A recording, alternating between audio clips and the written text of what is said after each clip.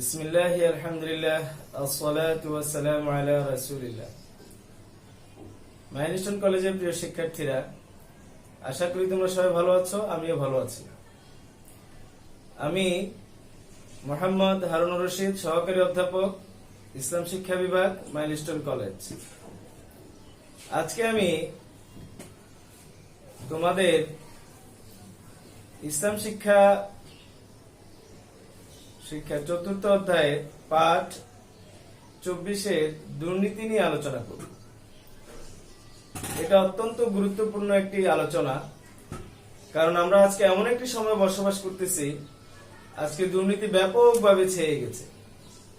তাই আজকে আমরা এর স্বরূপ, কি কি মাধ্যমে দুর্নীতিটা করা হয় এবং দুর্নীতি সম্পর্কে ইসলামের দৃষ্টিভঙ্গি এবং এই দুর্নীতি প্রতিকারের জন্য ইসলাম কি কি নির্দেশনা দিয়েছে তা নিয়ে আলোচনা করব। প্রিয় শিক্ষার্থীরা, দুর্নীতি বলতে আমরা কি বুঝি? আমরা যদি সহজভাবে এটাকে ব্যাখ্যা করি তাহলে হয়, কোন ব্যক্তি বা ব্যক্তিবর্গ বৈষয়িক স্বার্থ লাভের উদ্দেশ্যে অন্যের ক্ষতি সাধন করার মাধ্যমে বা অন্যের ক্ষতি সাধন করার জন্য আইন পরিপন্থী কাজ করাকে বা আইন পরিপন্থী কাজে লিপ্ত থাকাকে দুর্নীতি বলা হয়। এই দুর্নীতিটা বিভিন্ন ক্ষেত্রে হয়ে থাকে, বিভিন্ন উদ্দেশ্যে হয়ে থাকে। তো আমরা এই সমস্ত উদ্দেশ্যগুলোকে আমরা তিনটা ভাগে ভাগ করেছি। প্রথমটা হলো সম্পদ অর্জনের জন্য, সম্পদ বৃদ্ধির জন্য, সম্পদ লাভের জন্য। এই সম্পদ লাভের জন্য মানুষ নানা ধরনের দুর্নীতির আশ্রয়, এবং এই সম্পদটা সে কেন অর্জন করতে চায়? দুইটা মূলত কারণ, একটা হচ্ছে লোভ আর একটা হচ্ছে বিলাসিতা। এই দুইটা কারণে মানুষ কি করে? সাধারণত এই সম্পদ অর্জনের জন্য দুর্নীতি করে থাকে। আর একটা হলো ক্ষমতা প্রদর্শনের জন্য, যে আমার ক্ষমতা আছে, দেখো আমি কি করতে পারি। এই জন্য অনেকে দুর্নীতি করে। যেখানে যেটা হওয়ার না সেখানে সেটা করতেছে, যেখানে যেটা করার দরকার সেখানে সেটা সে করতেছে না, বা কারো কোনো অধিকার সে কি করতেছে, সেটাকে নষ্ট করে দিচ্ছে তার ক্ষমতা ব্যবহার করার মাধ্যমে। জুলুম করতেছে, সে দেখাচ্ছে যে হ্যাঁ দেখো আমি কতটুকু ক্ষমতাশালী, দেখো। সে এখানে তার যে ক্ষমতা বা পদবি, সেটার কি করতেছে? অপপ্রয়োগ করতেছে বা প্রদর্শন করতেছে। আর 3 নম্বর হচ্ছে অন্যের ক্ষতি সাধন করা। এটাও একটা উদ্দেশ্য হয়ে থাকে, যে আমার রাজনৈতিক ক্ষমতা আছে, বা আমার প্রশাসনিক ক্ষমতা আছে, বা আমার অন্য কোনো সামাজিক ক্ষমতা থাকার কারণে আমি কি করতেছি? অন্যের ক্ষতি সাধন করতেছি, কারো হক নষ্ট করতেছি, কাউকে কষ্টের সম্মুখীন করতেছি। তো এই তিনটা উদ্দেশ্যে সাধারণত মানুষ এই দুর্নীতি করে থাকে। এর মধ্যে প্রথম এবং প্রধান হচ্ছে সম্পদ অর্জন। এই সম্পদ অর্জনের জন্য মানুষ কি করে? দেখো, চুরি করে, তারপরে অর্থ সম্পদ তার কাছে কেউ যদি আমানত রাখে বা সরকারি সম্পদ যদি তার কাছে থাকে, তাহলে সেগুলো কি করে? আত্মসাৎ করে।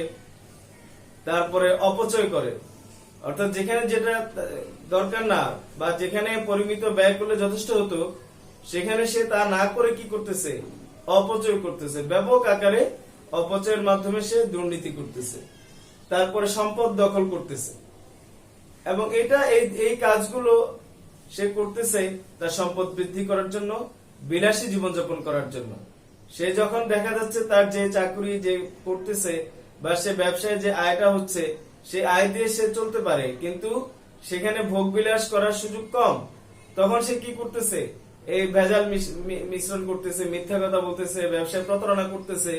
তারপরে তোমার যারা চাকরি বাকরি করে তারা কি করতেছে? অন্যায়ভাবে ঘুষ দুর্নীতির মাধ্যমে অর্থ উপার্জন করছে। শুধু কেন? সে বিলাসী জীবনযাপন করার জন্য, দামি দামি কাপড় চোপড় পরা, দামি দামি খাবার দাবার খাওয়া, তারপরে বিভিন্ন হোস্টেল রেস্টুরেন্টে সে যাওয়া, এই যে তার বাচ্চাদেরকে দামি দামি স্কুলে স্কুলিং করানো, এই যে বিষয়গুলো, এই বিষয়গুলোর জন্যই মূলত মানুষ এই বিলাসী জীবনযাপন করার জন্য সে এই দুর্নীতিতে জড়িত হয়।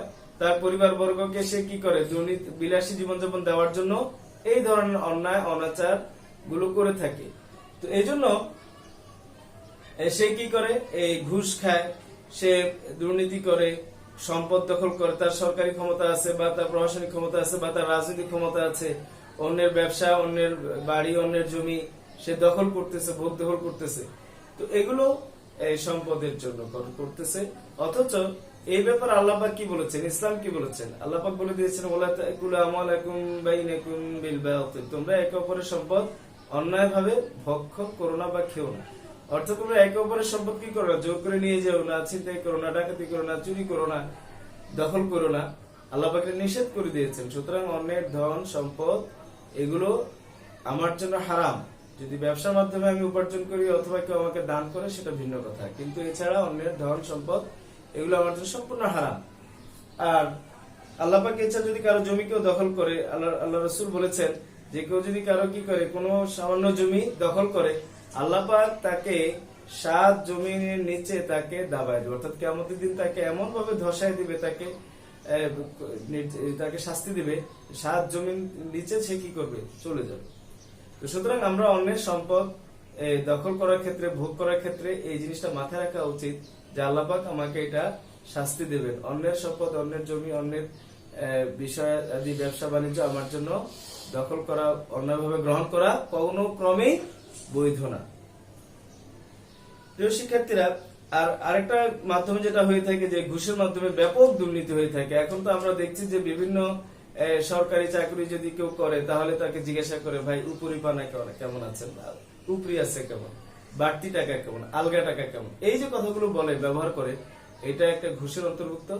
এবং সে কি করে, বিভিন্ন ফাইল আটকে রাখে, বিভিন্ন ধরনের মানুষকে হয়রানি করে শুধুমাত্র বেশি অর্থ গ্রহণ করার উদ্দেশ্যে। তো প্রিয় শিক্ষার্থীরা, তাহলে এই যে ঘুষের মাধ্যমে সে গ্রহণ করতেছে, এটা কত বড় ভয়াবহ একটা বিষয়। এই ঘুষের সাথে দুইটা শ্রেণী জড়িত, যারা ঘুষ গ্রহণ করে তারা একটা শ্রেণী, আর যারা ঘুষ দিচ্ছে তারা আরেকটা শ্রেণী। যারা ঘুষ দিচ্ছে, অন্যের সম্পদ বা অন্যের অধিকার থেকে বঞ্চিত করে নিজের অধিকার রক্ষা, নিজের অর্থ সম্পদ বৃদ্ধির জন্য, দেখা যাচ্ছে আমি কেন ঘুষ দেবো, যেটা আমার প্রাপ্য না সেই জিনিসটাকে পাওয়ার জন্য তো আমি করতেছি। অন্য একজন পাচ্ছে, তার এটা বৈধ অধিকার, যোগ্যতা তার, সে পাচ্ছে, তার সেটা আমি তাকে বঞ্চিত করলাম। এই জন্য রাসূল করিম সাল্লাল্লাহু আলাইহি সাল্লাম বলেছেন, আর রাশি ওয়াল মুরতাশি কিলাহুমা ফিন্নার, ঘুষ দাতা এবং ঘুষ গ্রহীতা উভয়ই জাহান্নামী। কারণ উভয় কি করতেছে, অন্যায় অনাচারকে সহযোগিতা করতেছে। এমনকি অনেক অপরাধী কি করতেছে, এই ঘুষের কারণে ছাড়া পেয়ে আবার নতুন করে অপরাধে যুক্ত হচ্ছে, যার ফলে দুর্নীতি বৃত্তায়ন হয়ে যাচ্ছে, সবাই দুর্নীতির একটা চক্রে জড়িয়ে যাচ্ছে। তো সুতরাং আমরা বুঝতে পারলাম যে সম্পদের জন্য, আহরণের জন্য যে আমরা যে দুর্নীতিগুলো করে থাকি, এই ক্ষেত্রে আল্লাহ কঠোর ভাবে নিষেধ করেছেন। এটা যে অন্যের সম্পদ নেওয়া, গ্রহণ করা, যে কোনো ভাবে হোক, সেটা সম্পূর্ণ হারাম, নিষিদ্ধ, এবং তার জন্য সে জাহান্নামের শাস্তি ভোগ করবে। আর ক্ষমতা প্রয়োগের মাধ্যমে যেটা হয়, সেটাও একটা ভয়াবহ বিষয়। যে অনেক সময় দেখা যায় ক্ষমতা প্রয়োগের মাধ্যমে কি হচ্ছে, সে এমন অযোগ্য ব্যক্তিকে দায়িত্ব দিচ্ছে, সে হয়তো তার নিজের আত্মীয় স্বজন প্রীতি করতেছে, বা তাকে অন্য কোনো ভাবে সে প্রভাবিত করতেছে তার ক্ষমতার মাধ্যমে, যেটা ন্যায়সঙ্গত না, সেই ধরনের আচরণ সে করতেছে। তো যার জন্য এই ক্ষমতার অপপ্রয়োগটা বা ক্ষমতা প্রদর্শনটাও একটা বড় জিনিস। আমরা প্রায় সময় দেখি নানা ধরনের ব্যক্তি যারা বিভিন্ন ক্ষমতার অধিকারী হচ্ছে, সে কি করতেছে, সে তার ক্ষমতা অপপ্রয়োগের মাধ্যমে মানুষের মর্যাদাকে ভুলুণ্ঠিত করতেছে, মানুষের মানবীয় যে অধিকার, মৌলিক অধিকার, সেগুলো থেকে তাকে বঞ্চিত করতেছে। তো সুতরাং এই ক্ষমতা প্রদর্শন বা ক্ষমতার অপব্যবহার, এটাও দুর্নীতির একটা অংশ, এবং এটা বড় একটা অংশ। এবং এরপর আমরা যেটা বলি, দেখি যে অন্যের ক্ষতি সাধন করার উদ্দেশ্যে, যে আমার চেয়ে কেউ ধনী হয়ে যাচ্ছে, আমার চেয়ে কেউ প্রভাবশালী হয়ে যাচ্ছে, তখন আমি কি করলাম, আমি দুর্নীতির মাধ্যমে তার কি করলাম, অন্যায়ের মাধ্যমে তাকে আমি তার ক্ষতি সাধন করার চেষ্টা করলাম, তাকে সমাজে হেয় করার চেষ্টা করলাম, অপমানিত করার চেষ্টা করলাম। এই কাজগুলো দুর্নীতির মাধ্যমে হয়, অন্যের হক নষ্ট করা হয়, অন্যকে কষ্টের সম্মুখীন করা হয়, সবগুলোই হারাম। ইসলামে এর কোনোটাই বৈধ না। তো প্রিয় শিক্ষার্থীরা, আমরা জানলাম যে এই সম্পদ, ক্ষমতা, অন্যের ক্ষতি সাধন এগুলোর উদ্দেশ্যে যে দুর্নীতিগুলো করা হয়, যে অন্যায় আচরণগুলো করা হয়, অর্থাৎ এই লোভ, চুরি, আত্মসাৎ, অপচয়, তারপরে সম্পদ দখল, ঘুষ ইত্যাদি গ্রহণ করার মাধ্যমে যে বা ক্ষমতার অপপ্রয়োগ বা ক্ষমতার প্রদর্শন ইত্যাদি করা হয়, সবগুলো ইসলামে নিষিদ্ধ। এগুলোর প্রতিকার কি? এগুলোর প্রতিকারও ইসলামে রয়েছে। প্রথমত হলো যে ইসলামে এই সম্পদের ক্ষেত্রে যেটা বলা হয়েছে যে আল্লাহ পাক বলে দিয়েছেন যে তোমরা কি করো, হালাল খাবার খাও, হালাল উপার্জন করো। রাসূল করিম সাল্লাল্লাহু আলাইহি ওয়াসাল্লাম বলেছেন যে হালাল উপার্জন করা ফরজের পরে আরেকটি ফরজ। তো সুতরাং আমি আমার সম্পদ আহরণ করার ক্ষেত্রে হালাল পদ্ধতি, হালাল উপার্জনকে যদি প্রাধান্য দেই, তাহলে আর আমি কখনোই যে দুর্নীতি করার কোনো প্রশ্নই আমার আসে না। এবং এটা হলো প্রথম কথা, যে আমি হালাল উপার্জন করবো, আল্লাহর নির্দেশ মেনে চলবো, তাহলে আমার আর দুর্নীতি করার প্রয়োজন পড়বে না। 2 নম্বর হচ্ছে যে বিলাসিতাকে প্রাধান্য না দেওয়া। আমি আমার যে সম্পদ আছে, আমার যে হালাল উপার্জনের মাধ্যমে যে অর্থটা আসে, সেটা দিয়ে যদি আমি কোন রকম চলতে পারি, হোক না সেটা আমার দারিদ্রতার মাধ্যমে হোক, মধ্যেই হোক, তারপরেও আমার কি হবে, এটা সম্মানিত জীবনযাপন, এটা আল্লাহর কাছে অনেক মূল্যবান, আমি এই জন্য আখিরাতে পুরস্কার পাবো। এই জন্য আল্লাহ পাক বলেছেন যে বাল তুসিরুনা হায়াতাদ দুনিয়া ওয়াল আখিরাতু খায়রুন ওয়া আবকা, যে তোমরা কি করো, দুনিয়াকে প্রাধান্য দিচ্ছ, অথচ আখিরাতই হচ্ছে উত্তম এবং চিরস্থায়ী। সুতরাং আমরা যদি আখিরাতে চিন্তা করি, তাহলে দেখবা আমি আমার এই যে বর্তমান দুনিয়ার জীবনের যে কষ্ট, এটাকে আমি হাসি মুখে বরণ করে নিব। এছাড়াও রাসূল করিম সাল্লাল্লাহু আলাইহি ওয়াসাল্লাম একটা হাদিসে বলেছেন, আল ফুকারাউল মুমিনুন, মুমিন ফকিরগণ কি করবে, ইয়াদখুলুনাল জান্নাহ, তারা জান্নাতে প্রবেশ করবে, কাবলা পূর্বে, আগনিয়াইহিম, ধনীদের পূর্বে তারা জান্নাতে প্রবেশ করবে 500 বছর পূর্বে। 500 বছর পূর্বে কি করবে, ধনী নেককার মুসলমান, সে জান্নাতে যাওয়ার 500 বছর পূর্বে একজন গরিব মুসলমান, সে 500 বছর পূর্বে জান্নাতে প্রবেশ করবে। তো প্রিয় শিক্ষার্থীরা, জিনিসটা বুঝতে পারছো যে আমার এই পার্থিব জীবনের দারিদ্রতা আমার জন্য কোনো কলঙ্কজনক নয়, আমার জন্য কোনো হেয় বা অপমানজনক নয়। বরং আমি যদি এই পার্থিব জীবনে যদি কি করি, দুঃখ কষ্ট করি, আল্লাহর বিধিবিধান মেনে চলি, এবং আমি এই অল্পে সন্তুষ্ট থাকি, হালাল উপার্জনে সন্তুষ্ট থাকি, আমি আখিরাতকে প্রাধান্য দিই, তাহলে আমি জান্নাতে প্রবেশ করব, যা আমার জন্য সম্মানজনক। আর তোমরা তো এটা জানো যে যে কেউ ব্যক্তি যদি দুনিয়াতে বৈধভাবে হালাল উপার্জনের মাধ্যমে জীবনযাপন করে, সাধারণ মানুষ, সমাজের মানুষ তাকে সম্মান করে, শ্রদ্ধা করে, এবং এতে মনোবলও বেড়ে যায়।